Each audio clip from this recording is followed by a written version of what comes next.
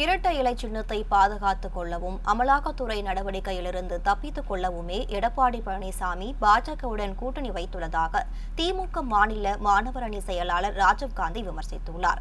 காஞ்சிபுரத்தில் திமுக இளைஞர் அணி நிர்வாகிகளுடனான ஆலோசனைக் கூட்டத்திற்கு பிறகு செய்தியாளர்களிடம் பேசிய அவர், நீட் தேர்வு காரணமாக 22 மாணவர்கள் உயிரிழந்ததாகவும் அப்போது முதல்வராக இருந்தவர் எடப்பாடி பழனிசாமி என்றும் தெரிவித்தார்.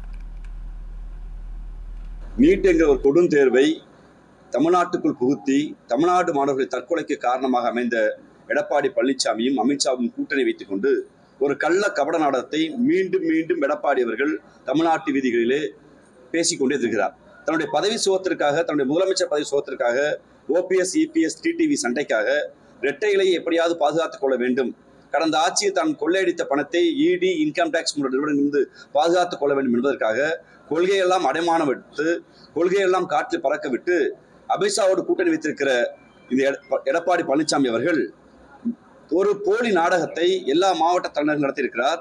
நீட்டால் இறந்து போன மாணவிகளுடைய படங்களை வைத்து அஞ்சலி செலுத்தி முதலக்கண்ணீர் வடித்திருக்கிறார்.